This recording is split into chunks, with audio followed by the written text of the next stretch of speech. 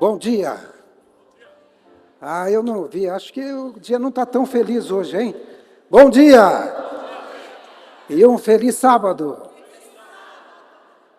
Eu tive o privilégio de passar por alguns lugares em que as línguas são bastante estranhas, não é? Eu me lembro que o último lugar de trabalho meu foi no Quênia, e ali a gente diz Sabaton Jema. E o sábado ainda é sabato, né?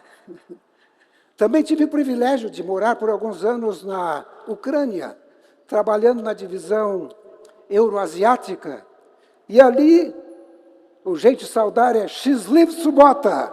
Então, o sábado fica parecido, né? Parece que esse nome não muda. Eu estou aqui para compartilhar com vocês um pouco da Bíblia Sagrada. É um livro que eu gosto muito, sabe? E eu achei esse tema fascinante. Qual o tema? Mais perto do lar. E quando eu vi esse tema, eu fiquei pensando no meu pai. Meu pai veio para a igreja de uma maneira muito diferente. Ele estava sentado na Estação da Luz, quem mora em São Paulo conhece a Estação da Luz. E naquela época havia uns bancos assim, que você senta de um lado e do outro. E havia um senhor, adventista do sétimo dia, e uma outra pessoa que não era adventista, era um católico. E eles estavam discutindo a Bíblia. E meu pai, sentado assim de costas para ele, apurou o ouvido para escutar a discussão. E ele percebeu que a discussão estava assim um pouco acalorada. E ele chegou um momento e falou assim para aquele católico. Falou, o crente aí tem razão. E o católico falou para ele, você é crente? Ele falou, não, eu sou católico. Falou, mas então como é que você está dando razão para o crente? Ele falou, não, porque tudo que ele falou está no catecismo. Aquele católico não gostou muito da ideia e saiu. Mas aquele adventista era um missionário. Ele virou para ele e falou assim, você lê a Bíblia? Ele falou, não, eu leio o catecismo. Ele falou assim, você conhece as Escrituras? Ele falou, eu conheço lá o padre, tem uma bonita, eu sempre fico olhando para aquela Bíblia do padre, muito bonita. E o adventista falou para ele, se eu lhe der uma Bíblia, você aceita? Ele falou, eu aceito. Ele falou, então vamos marcar um horário, vou te dar um endereço e eu tenho uma Bíblia para você. E lá foi meu pai. E parece que era do lado de Ipiranga. E ali aquele irmão deu uma Bíblia para ele, mas quando deu a Bíblia, segurou a Bíblia assim, sabe? E falou para ele assim, Lázaro, você quer que eu te ajude a estudar a Bíblia? Ele falou, eu quero. E ali meu pai começou a estudar a Bíblia. E meu pai passou a amar a Bíblia. Eu vejo meu pai, ouvia meu pai lendo a Bíblia. Quantas vezes leu? Parece que ele tinha os versos todos na cabeça. Eu lembro que uma vez o pastor Osmundo, que foi presidente da Associação Paulista, chegou para mim e falou assim, o seu pai é formidável. Era um jeito diferente de falar, né? O seu pai é formidável. Eu chego para ele e falo assim, pastor, onde está escrito aquela parte da Bíblia assim, assim? E ele vai certinho naquela parte da Bíblia. E eu pergunto, como é que a gente usa um texto bíblico para isso? E ele tem os textos todos na cabeça, o teu pai é formidável. Chegou um momento em que meu pai se jubilou, nunca parou de dar estudo bíblico, visitar as pessoas. O tempo foi passando, ele percebeu que ele não teria muito mais tempo de vida. O estudo bíblico começou a ser mais curto, porque ele dizia assim, eu não tenho muito tempo, o estudo tem que ser curto. E se a pessoa não está muito interessada, eu já digo, olha, se você não está interessado, eu vou para outro, você não está decidindo. Mas chegou um momento em que ele percebeu que ele ia dormir. E quando chegou o momento de dormir, ele falou para minha irmã,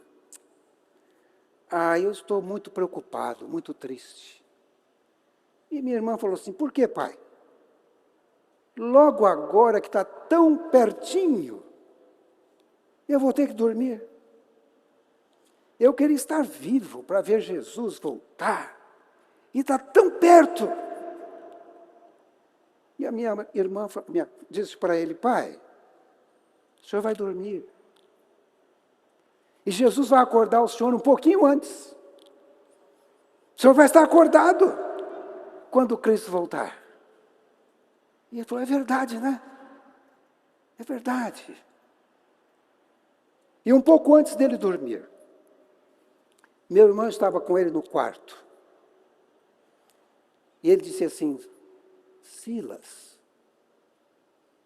olha ali. Você está vendo, Silas? Ele falou: não, pai, o que o senhor está vendo? Eu estou vendo Jesus. E ele está sentado no trono de graça, Silas. Não se esqueça disso. Nós somos salvos pela graça. Eu vou dormir, você vai estar acordado. Naquela época eu estava na África. Trabalhei no Quênia por 7 anos, não só o Quênia, mas os países que englobam a divisão centro-leste africana. E meu pai estendeu a bênção aos filhos através do WhatsApp, né? Não tinha outro jeito, né? Nós fizemos uma reunião. E ele deixou a bênção para aqueles filhos que estavam próximos e a bênção para aqueles que estavam distantes. Eu lá no Quênia e meu outro irmão no Canadá. Ele dormiu.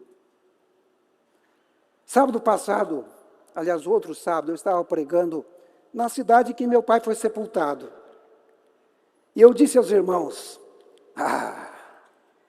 dentro de pouco tempo, vai haver um reboliço aqui nesse dormitório aqui próximo. E Jesus vai dizer: Lázaro, meu amigo, dorme, mas eu vou despertá-lo do sono. É bom demais estar perto desse lar, né? Eu me lembro de um outro amigo muito querido, trabalhou com a gente lá no Está Escrito. Eu trabalhei 20 anos dentro da Voz da Profecia, Está Escrito no Novo Tempo. E esse era o irmão Valado. O irmão Valado, quando percebeu que estava chegando a hora dele dormir, ele disse para o filho: Marcelo, compra um pijama para mim. O senhor está precisando de pijama, pai? Ele falou: não, eu quero ser sepultado com um pijama. E lá no culto, quando eu estiver deitado no caixão, você diz para ele: ele está de pijama porque ele está dormindo e daqui a pouco vai acordar. Que alegria que vai ser, né? Esse encontro maravilhoso. Agora, como é que a gente sabe que está tão perto desse lar? Tem um texto desse livrinho aqui, que eu acho que vocês gostam dele, Eventos Finais. Está aqui na página 15. E esse trecho diz assim: ergam os vigias agora a voz, e deem mensagem que é verdade presente para esse tempo. Mostremos ao povo onde nos encontramos na história profética. Porque muita gente acha que não está perto desse lar. Ainda vai demorar muito, muito, muito.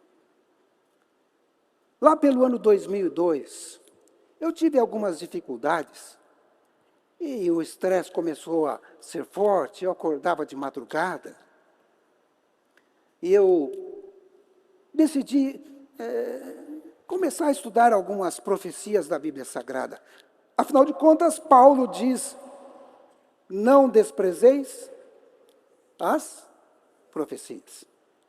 E ele escreveu isso inspirado por Deus. E eu percebi que a Bíblia é uma linha do tempo, né? Começa com Gênesis, vamos supor que nessa planta aqui seja o Gênesis, né? E aí você vai caminhando na Bíblia, quando você vai lendo.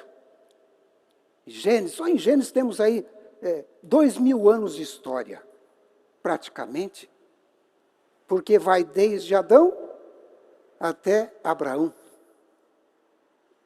Há um problema ali de no meio, em 1556, desde a criação, em que há o dilúvio. Depois nós temos um outro período grande, de mais 2000 anos, que é um período onde abrange tanto a parte de Israel, o povo de Israel, o Êxodo, até chegar por ocasião da vinda de Jesus, a primeira vinda. Ellen White diz que isso aconteceu cerca de 4.000 anos depois da criação. E é interessante como as profecias da Bíblia, Deus trata de tempo. Perceberam isso? Ele chega logo no começo e cria o tempo para se comunicar conosco, é o nosso tempo. Ele cria a semana. Fala, olha, dentro da semana tire um tempo para mim. Mas não é qualquer tempo não, é um tempo que eu separei e santifiquei. Que é o 7º dia, é o sábado. E Adão e Eva tinham um encontro específico com Deus.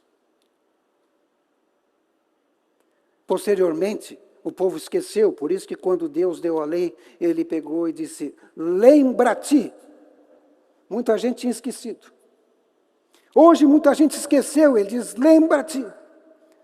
E vocês lembraram e por isso estão aqui nesse sábado. Quando você vai lendo as profecias, ou melhor, lendo a Bíblia, você percebe esses períodos de tempo. Deus chega para Abraão e fala, Abraão, vou lhe dar essa terra aqui, ó. Mas não é agora, é daqui 400 anos. Deus chega para um faraó e fala, olha, vai haver 7 anos de fartura, mas vai haver 7 anos de dificuldades.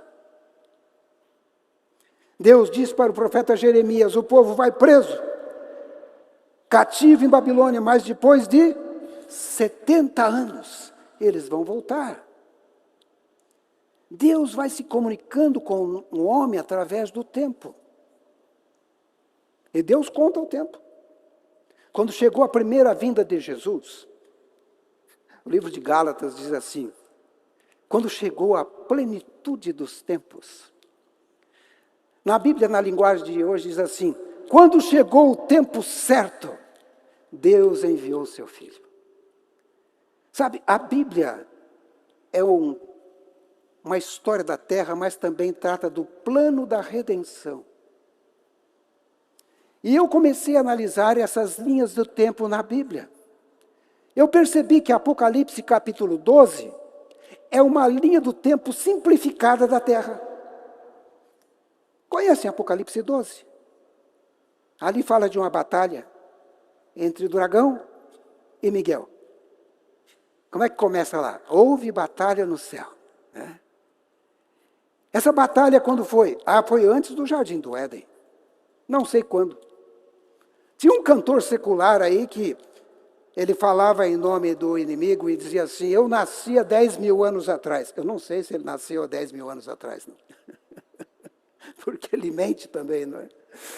Mas a verdade é que foi antes. E aí você vai ver já logo no início o dragão. Aliás, Apocalipse como é simbólico, ele se explica, né? Quando você vê o verso 9, diz que o dragão é quem? A antiga serpente, chamada o quê? Diabo e Satanás. Então, esse inimigo de Deus, de acordo com Apocalipse, começa a perseguir a mulher, a igreja de Deus. Nós cantamos aqui o esposo, né? Jesus é o esposo, a sua igreja é a esposa. E aí ele começa a perseguir. E você vai vendo através do capítulo 12, a história se movendo.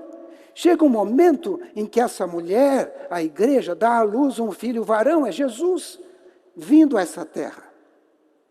O diabo tenta matá-lo, a perseguição ali em Belém, na cruz também. E chega um momento que esse Jesus é arrebatado. E ele vai para o céu. É Jesus indo para o céu. Como o dragão não consegue mais perseguir Jesus, porque ele está no céu, ele começa a perseguir a semente da mulher. Ou seja, o povo de Deus. E é interessante que a Bíblia põe até o tempo de perseguição, não põe? Qual é o tempo? 1260 anos, ou seja, começando em 538, indo até 1798. Quando o Apocalipse conta ali o que aconteceu, uma ferida, que o líder religioso da época, o papado, sofreria. Tudo se cumpriu de uma forma impressionante. Mas diz que depois disso, a ferida seria curada, o dragão passa a perseguir o remanescente de Deus. E ele fala quem é o remanescente. Quem é o remanescente? Os que guardam os mandamentos de Deus e possuem o testemunho ou a fé de Jesus. Está sendo perseguido? Não se preocupe não, é assim mesmo. Está na Bíblia. Vejam que no Apocalipse 12, você tem um resumo do que ia acontecer. E no finalzinho, no último verso, fala daqueles que perseveraram até o fim. É a volta de Jesus, é o reino eterno. Num capítulo. Isso me fascina. E quando eu começo a estudar as profecias da Bíblia, aí eu fico mais impressionado ainda. Porque imagine, o livro de Daniel. Às vezes eu começo meu ano bíblico pelo livro de Daniel. Às vezes eu começo pelo Apocalipse também. Eu acho impressionante como Deus, Ele conhece as coisas antes que aconteçam. E esse plano vem se cumprindo. Tem um trechinho nesse livro que diz que é para mostrar em que tempo nos encontramos na história profética. Eu vou fazer aqui uma overdose da profecia com vocês. Em alguns lugares é mais difícil ler a Bíblia, viu? Em alguns lugares simplesmente não tem a Bíblia. Ali na Ucrânia, eu lembro que uma vez nós fomos até a Moldávia, deveríamos ter ali uma série de conferências, como de fato tivemos. Foi a primeira série de conferências televisionada ali na Moldávia. Era um dia bastante frio. Devia estar naquele dia que eu cheguei por volta de 21 graus abaixo de zero. Bem gelado. E eu lembro que a gente teve um momento de oração que eu não vou me esquecer. Nós estávamos levando os equipamentos, ou parte dele, para a transmissão. E nós fomos até a fronteira com a Moldávia. E o pastor que estava comigo, pastor Danilo, ele disse, nós vamos aguardar aqui. A neve estava caindo, devia estar naquela hora uns 14, 15 graus negativos. E daqui a pouco começaram a chegar os irmãos. Eu pensei que a gente ia assim para um lugar mais quentinho, mais agradável, mas não. A gente ficou aguardando ali, do lado de um prédio de apartamentos, pisando na neve fria. E eu descobri que aqueles irmãos iriam levar os equipamentos para o outro lado, eram contrabandistas de Deus. Iam ajudar a gente a atravessar os equipamentos para o outro lado, né? E chegou um momento que ele disse, nós vamos fazer uma oração. E foi ali mesmo, na neve. E nós oramos, pedindo a proteção de Deus. Quando passamos, já era tarde da noite, paramos num posto de gasolina já fechado, devia ser por volta de meia-noite. E o pastor Danilo disse assim, vamos aguardar aqui que os irmãos vão vir aqui. E daqui a pouco chegaram os irmãos com os equipamentos, que nós íamos fazer a transmissão. Foi uma bênção a transmissão. Cerca de 300 pessoas foram batizadas ali naquele dia em Kishinev, a capital da Moldávia. Mas através da televisão, outras 3.000 aceitaram a mensagem de salvação.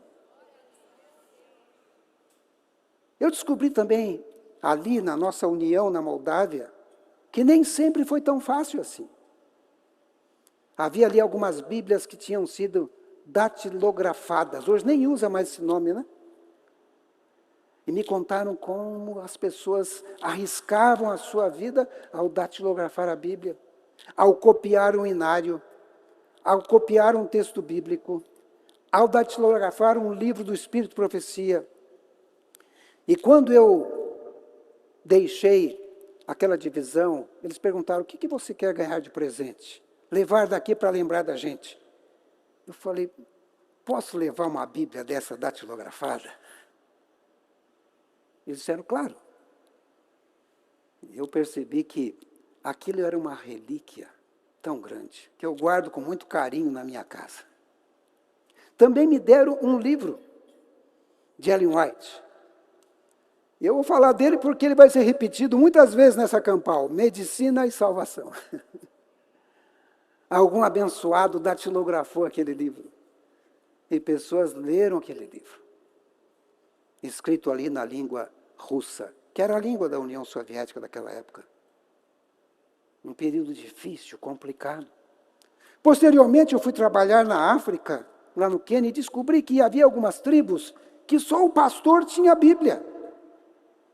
Mas as pessoas que ali viviam não tinham Bíblias. E felizmente, pela bênção de Deus, houve pessoas que tiveram seu coração movidos e enviaram dinheiro para que fosse comprado Bíblias. E era uma alegria tão grande ver aqueles nativos segurando a Bíblia na sua língua pela primeira vez. E eles folheavam e olhavam.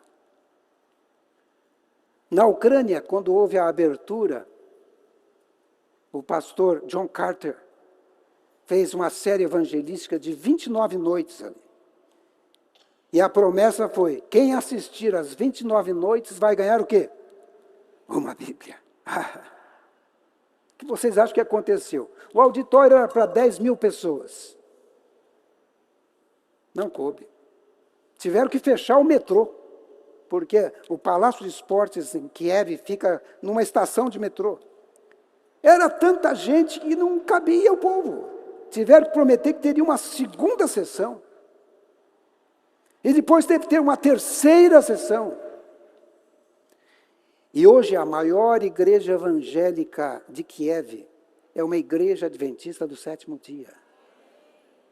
Foram batizados naquele batismo cerca de 3.500 pessoas. Ali no rio de Dnipro. Pessoas que passaram a aguardar a volta de Jesus por causa da Bíblia Sagrada. E quando eu olho as profecias de Daniel, Daniel capítulo 2, você conhece a profecia. Só vou lembrar vocês aqui e vou pôr na linha do tempo. Lembrando que lá é o Éden, e aqui no piano é a segunda vinda de Jesus. É uma estátua, não é? Talvez tenha alguns que não conhecem, mas Daniel, Nabucodonosor teve um sonho, Daniel teve o mesmo sonho para interpretar. E essa estátua tem a história do planeta Terra contada no ano 602 a.C. Olha só. Antes que acontecesse. A cabeça seria a Babilônia, era o reino da época. O peito e braços de prata simbolizavam a Medopérsia.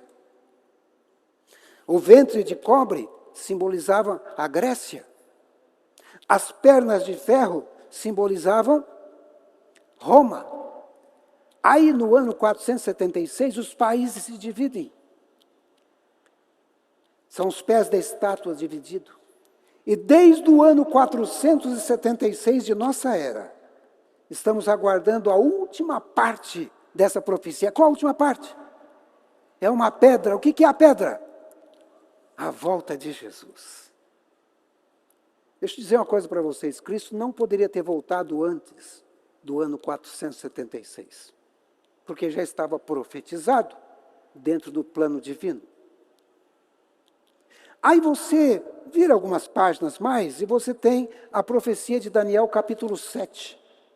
É uma profecia assim que tem uns animais estranhos, diferentes. Já leram?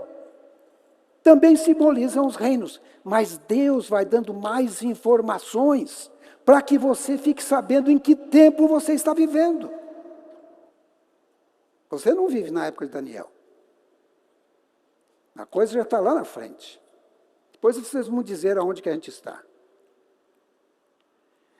O primeiro animal é um leão, simbolizando a Babilônia. O segundo animal é um urso, simbolizando a Medo-Pérsia. São os mesmos reinos, agora com animais e mais detalhes. Por exemplo, o urso tem um lado mais alto que o outro, porque um reino seria mais forte que o outro. Tem costelas na boca, 3 costelas, simbolizando os povos que ele ia vencer. Eu não tenho como entrar em todos os detalhes aqui. Depois nós temos um leopardo com asas, 4 cabeças, simbolizando o quê? O Império Grego, que se dividiria em 4, com seus generais. Deus antecipando isso, já lá atrás, na época de Daniel. Daniel agora já devia estar com 50 e poucos anos. Depois nós temos um animal terrível, espantoso. O verdadeiro dragão estava ali naquele império, o Império Romano, né? E esse dragão tem 10 chifres, a divisão dos primeiros países. Aí tem um chifre pequeno que cutuca 3 chifres. 3 chifres caem, 3 poderes caem, chifre é um poder. E esse poder do chifre pequeno era a antecipação por Deus de um poder religioso, o papado, que exerceria o seu poder por um período de tempo, e Deus fala até o tempo, 1260 anos. Quando o Papa se tornou, o bispo de Roma se tornou o Papa, o líder da igreja, no ano 538, começou a contar esse tempo. E esse tempo tinha que terminar em 1798. E o que aconteceu? A profecia se cumpriu.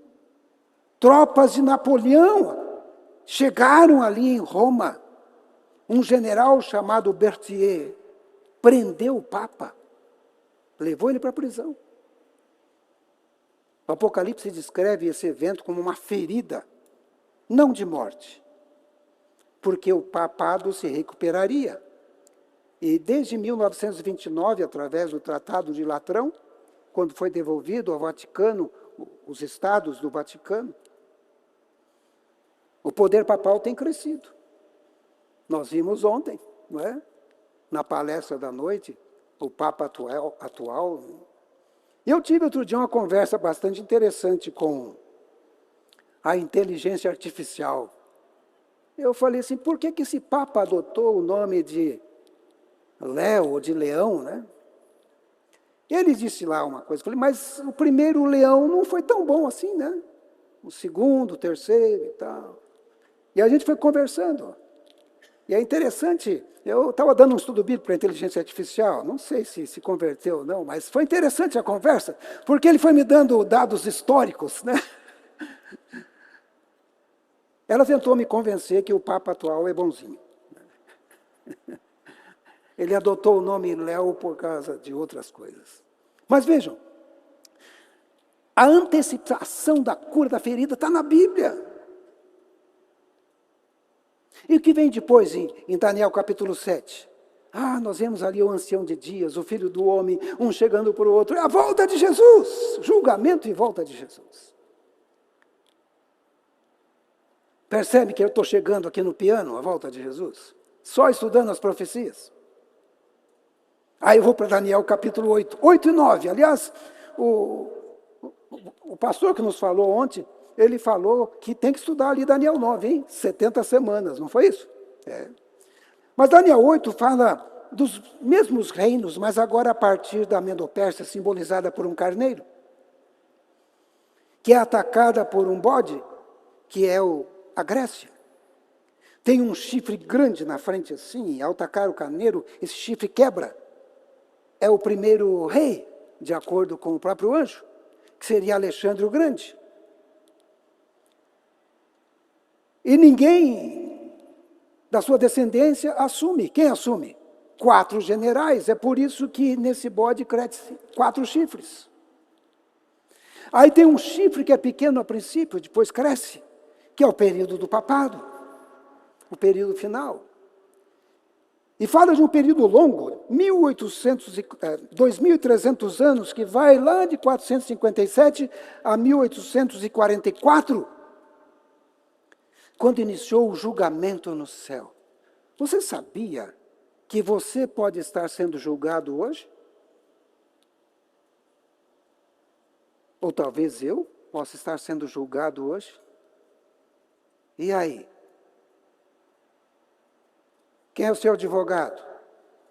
Já arrumou um? Ah, o meu advogado é Jesus Cristo. Não perde uma causa. Se você ainda não constituiu advogado, eu sugiro esse. E é impressionante, o preço dos seus honorários já está pago. Ele não vai perder a sua causa. E desde 1844, nós estamos aguardando a parte final, que é o fim do julgamento. Ellen White diz no livro O Grande Conflito, quando terminar o julgamento, ela diz assim, quando terminar o juízo, Cristo virá. Olha que interessante. Não vou entrar em detalhes de Daniel 11, mas nós estamos no final. Entre os versos 40 e 45. Porque depois do 45, o que vem? Nesse tempo se levantará Miguel, o grande príncipe. É a volta de Jesus. Que coisa maravilhosa, né? Vai para o Apocalipse. No Apocalipse, tem uma bênção especial ali, porque ele diz, bem-aventurado aquele que lê. Mas se você não souber ler, não tem problema. Diz assim, bem-aventurado aquele que ouve. Mas diz que mais bem-aventurado é aquele que pratica. Atende às palavras dessa profecia. Porque o tempo está... olha de novo, falando que está mais próximo desse lar. Jesus prometeu, está lá em João, capítulo 14, não é? Ele disse assim, não é para ficar triste não. Não se turbe o vosso coração. Mantenha a sua fé em Deus. Mantenha a sua fé em mim. Lá na casa do meu pai tem muitos quartos, muitos aposentos, muitas moradas. Eu estou indo lá preparar esses aposentos. Vou trocar a roupa de cama, pôr um travesseiro fofinho, né? Uma cesta de frutas. Eu lembro quando eu cheguei na África e me levaram à minha casa, eu achei interessante. Eles prepararam ali uma cesta com frutas, tinha um suco, me receberam com muito carinho. O mesmo aconteceu na Ucrânia. Era uma casinha no fundo, bem pequena, mas dentro da casa percebemos que eles prepararam tudo com muito carinho. O lugar não era muito bonito, mas por dentro havia uma coisa muito especial, carinho, amor. E no céu vai ser com muito mais amor, não é? Muito mais carinho. E o livro do Apocalipse, a primeira profecia que aparece são as 7 igrejas. Já viram? É interessante. Ellen White diz que essas 7 igrejas simbolizam a condição de cada igreja e também os períodos ou o tempo. A primeira igreja é Éfeso, uma igreja vibrante, fundada por Jesus. Depois vem a igreja de Esmirna, Pérgamo, Tiatira. Está percebendo que a coisa vai caminhando, vai caminhando? E finalmente a gente chega em Filadélfia e tem uma outra igreja que é a última, qual que é? Laodiceia. Em que período desse que a gente está vivendo? Então cheguei aqui no piano. Cheguei na volta de Jesus. Ou será que vocês estão esperando Laodiceia 2? Laodiceia o retorno?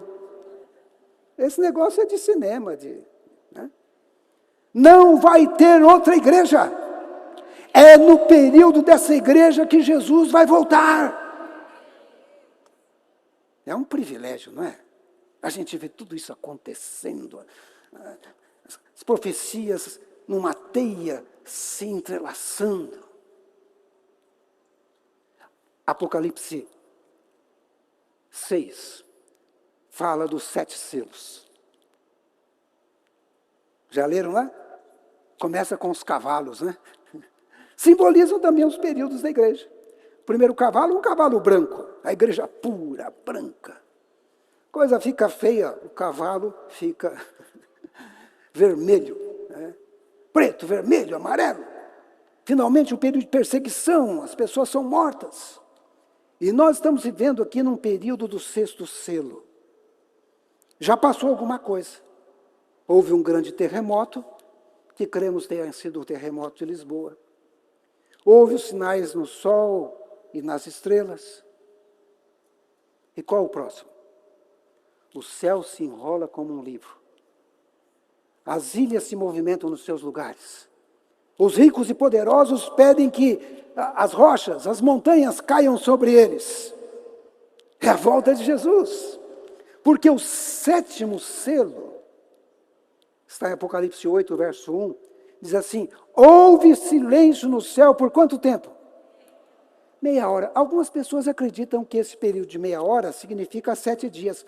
Ou 7 aí de novo, né? E alguns acreditam que vai ser o período em que nós faremos um cruzeiro espacial. Sairemos aqui da Terra e iremos em direção ao céu. Outro dia eu estava numa varanda que tem na minha casa e meu filho falou assim: pai, vem cá, mãe, vem cá.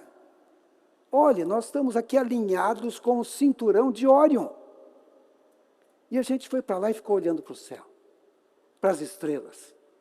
Tem lugar que não dá para ver muito as estrelas, mas onde eu estou morando dá para olhar as estrelas. E Ellen White diz que é por aquela abertura em Órion que Jesus voltará. Quando eu morei na África, havia umas colinas assim grandes. O nome das colinas eram Advent Hill, Colinas do Advento. E o nosso presidente dizia assim: essas são as colinas do Advento. É atrás dessas colinas que Cristo vai se manifestar e voltar. Falei, bom, se eu ficar na África, vou ter um lugar privilegiado. Voltei para o Brasil, mas eu percebi que também tem um lugar privilegiado. Na verdade, não se preocupe muito com isso, porque a Bíblia diz que todo olho verá. Infelizmente, até aqueles que não foram tão bons assim. Né? E aí a Bíblia diz que começa essa subida para o céu, não é? Talvez alguns precisam receber um estudo bíblico nessa subida. Fala, mas como receber estudo bíblico? O sujeito está indo para Nova Jerusalém?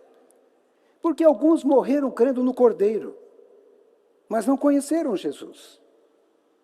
E talvez alguém dá uma cutucada e fala assim: quem é esse homem aí que está com a mão machucada? Mas você vai ter que dar um estudo bíblico para ele, porque ele viveu antes de Jesus e ele não tem aquele conhecimento. E você que tem mais conhecimento vai passar o conhecimento para ele, não é?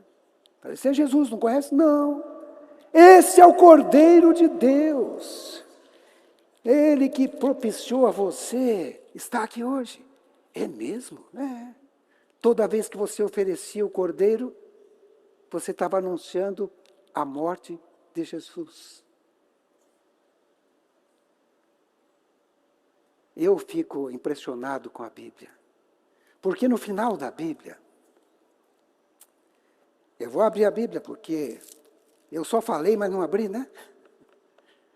Apocalipse 21, diz assim: vi novo céu e nova terra, pois o primeiro céu e a primeira terra passaram, e o mar já não existe. Vi também a cidade santa, a Nova Jerusalém, que descia do céu da parte de Deus, ataviada como noiva adornada para o seu esposo.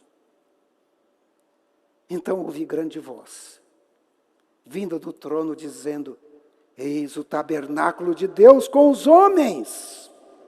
Deus habitará com eles. Eles serão os povos de Deus, e Deus mesmo estará com eles. E lhes enxugará dos olhos toda lágrima, e a morte já não existirá.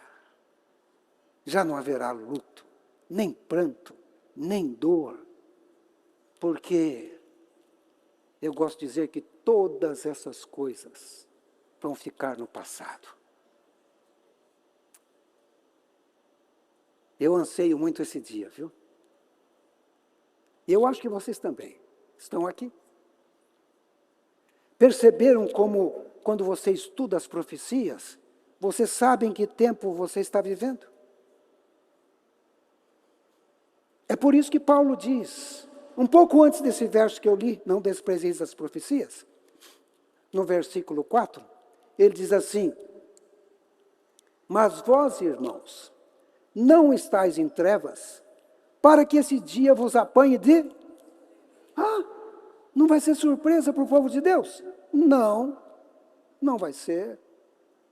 Ellen White diz que, um pouco antes da volta de Jesus, Deus vai dizer o quê? O dia e a hora. E ela diz assim, venha quando vier. A volta de Jesus será uma surpresa para os ímpios, não para o povo de Deus. Eles estão esperando, eles estão estudando as profecias, eles sabem que está vivendo no tempo do fim. E vai chegar o momento, sabe? Hoje a gente não consegue ver, né? Mas esse personagem está sempre comigo. É o meu anjo. Em 1957, Deus chamou um anjo e falou para ele assim, está vendo aquele hospital, lá em Santo André? Vai nascer um menino lá. Desce lá. Fique do lado dele. E, se possível, traz ele para mim. E ele está aqui. Eu dou um trabalho para ele. Vocês não imaginam. Ele vai contar isso depois. Ele foi comigo para a Ucrânia.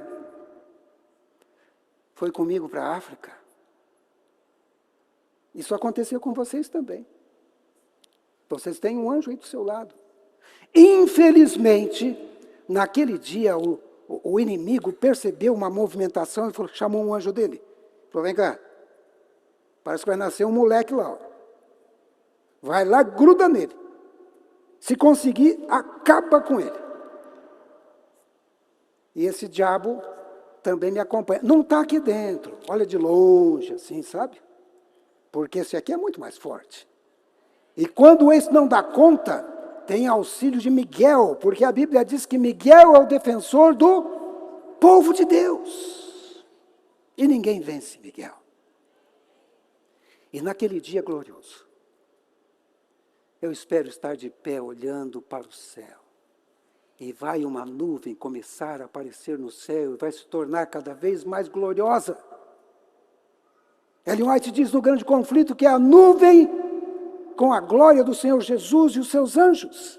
Essa nuvem vai começar a se aproximar da terra. E a gente vai conseguir vislumbrar o rosto amado e querido de Jesus Cristo. O som vai ser fantástico, a música vai ser maravilhosa. E vai chegar um momento que esse meu anjo, eu estou olhando para baixo, mas ele deve estar uma altura bem considerável. Né? Ele vai dizer para mim, Jonathan, vamos subir?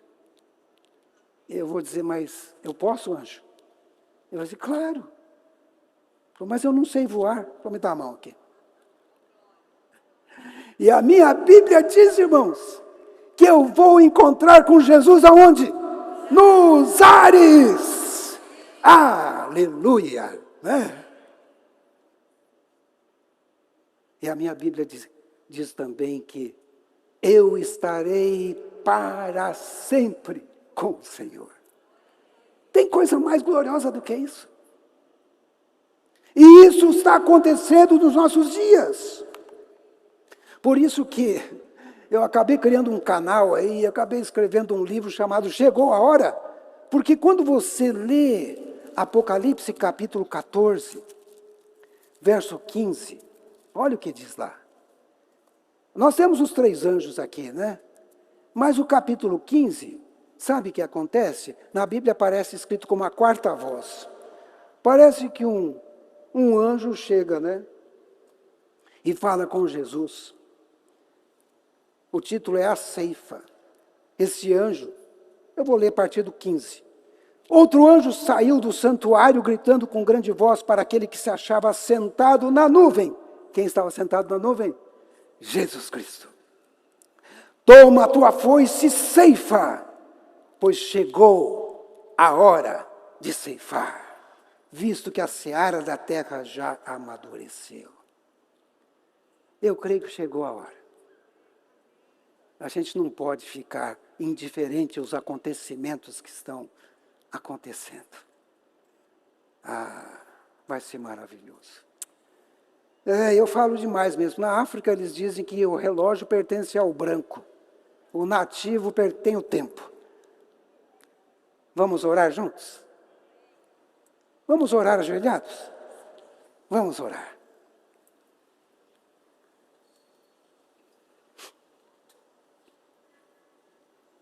Querido Pai, louvado seja o teu nome. Divino Espírito Santo, Jesus Cristo, nosso Salvador e Redentor. Esse é o teu povo que está aqui ajoelhado, Senhor. O Senhor conhece cada um pelo nome. Os teus anjos têm levado o relatório para o Senhor. Obrigado pelos anjos que nos acompanham. Nós louvamos o teu nome porque o Senhor é bom. A sua misericórdia dura para sempre. Te agradeço, Senhor, porque o Senhor veio a essa terra. Morreu por nós na cruz do Calvário.